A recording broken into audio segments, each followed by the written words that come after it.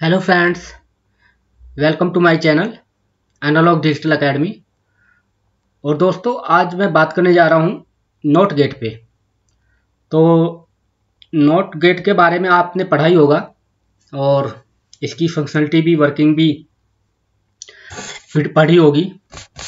तो इसमें क्या होता है, ये जस्ट इनपुट का रिवर्स आउटपुट देता है।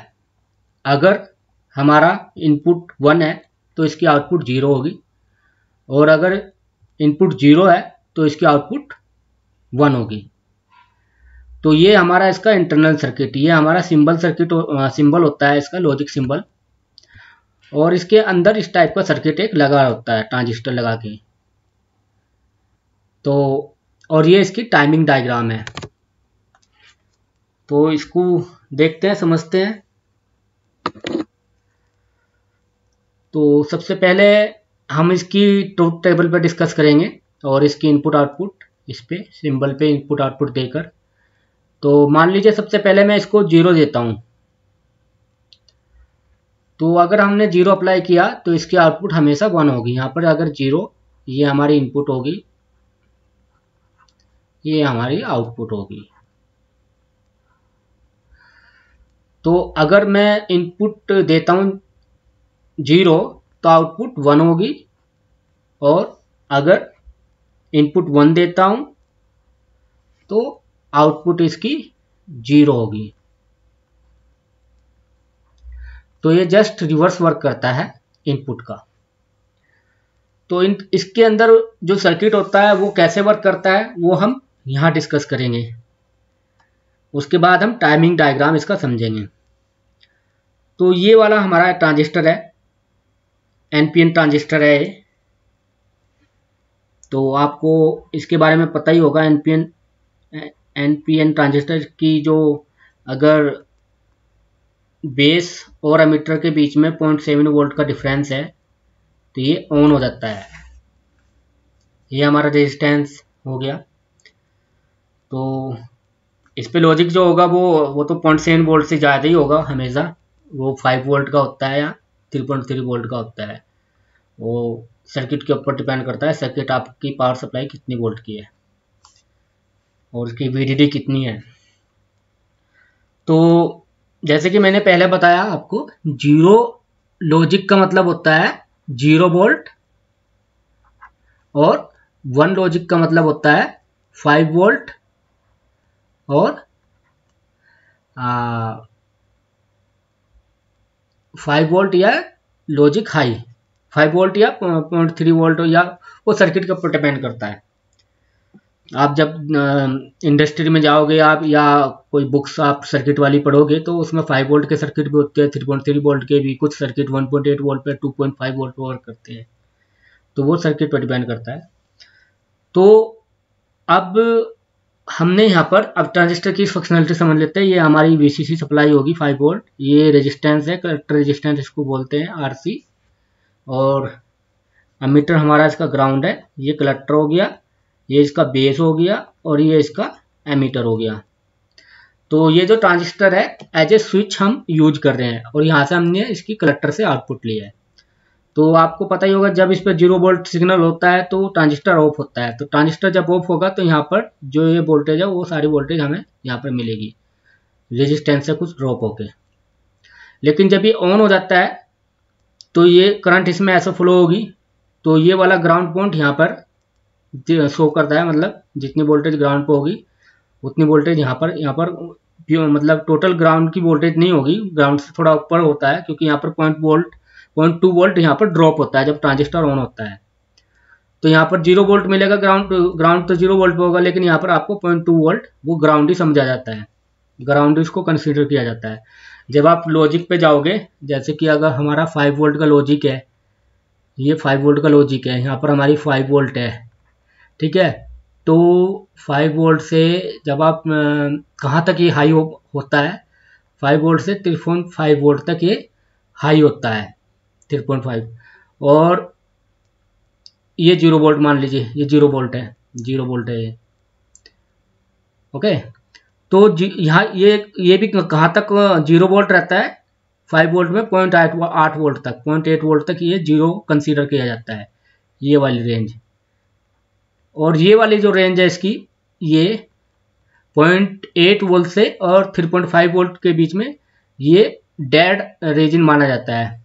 यानी कि इसको अगर कोई भी माइक्रो कंट्रोलर चिप जो है या चिप आईसी जो है इसको कुछ नहीं समझती अगर ये वोल्टेज आप दोगे, अगर वो 5 वोल्ट पे ऑपरेटिंग वोल्टेज की है तो ये डेड रीजन माना जाता है।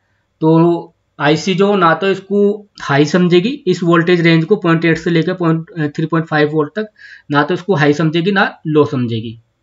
तो ऐसे ही 3.3 वोल्ट का सिग्नल की रेंज होती है। आप इसके लिए मैं अलग से वीडियो बनाऊंगा। सभी में ऐसे यही पॉइंट होते हैं लेकिन वोल्टेज चेंज हो जाती है। अब 3.3 वोल्ट के सिग्नल में क्या होगा, 0.5 वोल्ट पे ये तक ये ग्राउंड 0 वोल्ट कंसीडर किया जाएगा, फिर ये डेड रीजन इसका हो जाएगा 0.5 वोल्ट से लेके आई थिंक 3.3 वोल्ट में शायद 1.5 वोल्ट तक, यानी 2.5 वोल्ट तक डेड रीजन और 2.5 से लेकर 3.3 वोल्ट तक इसका लॉजिक 1 माना जाएगा। तो ये लॉजिक 1 माना जाता है, ये लॉजिक 0 माना जाता है और ये डेड रीजन हो गया इसका। अगर वोल्टेज इस रेंज के बीच में है तो कुछ भी कंसीडर नहीं किया जाता। तो यहाँ पर हम देखते हैं जब 0 वोल्ट दिया तो ट्रांजिस्टर ऑफ होगा, लेकिन जब हमने अब 0 वोल्ट दिया तो ट्रांजिस्टर हमारा ऑफ है।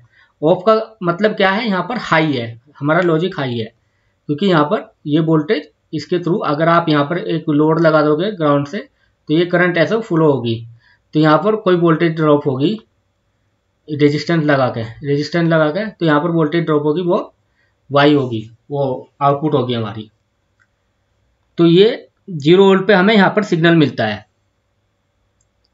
यहाँ पर हमें सिग्नल मिलेगा स्टार्टिंग में। अगर आप केवल यहीं पे मेजर करोगे तो फ्लोटिंग वोल्टेज होगी, लेकिन अगर इसके अक्रॉस आप कुछ लगा दोगे, कुछ एलईडी लगा दो या कुछ डायोड लगा दो, तो वो फिर उसमें करंट फ्लो होगी और उसके अकॉर्डिंग यहाँ पर वोल्टेज मतलब शो करेगा कैलकुलेशन करके। ये मैंने पहले वीडियो में बताया आपको, एलईडी ड्राइवर सर्किट, ये जो मेरी आप पिछली वीडियो देखोगे तो इसमें ये सब क्लियर है। अब हम अप्लाई करते हैं 1, 0 पे हमारी जो आउटपुट है वो 1 है, क्योंकि ट्रांजिस्टर ऑन नहीं होने का, ऑफ है, और जब ऑफ रहेगा तो ये हमें यहाँ पर वोल्टेज मिलेगी। अब हमने 1 अप्लाई किया तो ट्रांजिस्टर ऑन हो जाएगा, और जब ऑन हो जाएगा तो यहाँ पर ये ग्राउंड शो करेगा, 0.2 वोल्ट शो करेगा, वो ग्राउंड कंसीडर किया जाएगा। तो ये जो वाई पॉइंट है हमारा आउटपुट जो है वो 0 हो जाएगी। तो ये इसकी फंक्शनलिटी है सीधी, ये वाला सर्किट बना होता है इस सिंबल के अंदर। अब बात करते हैं इसके टाइमिंग डायग्राम पे।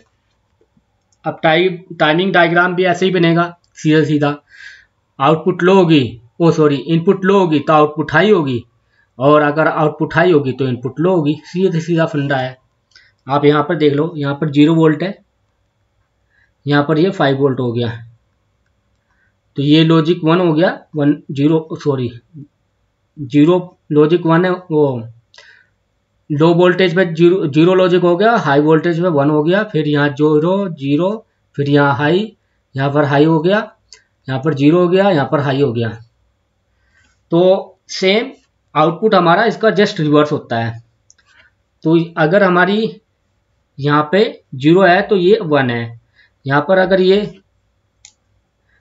हाई है तो ये लो हो गया, ये यहाँ पर लो।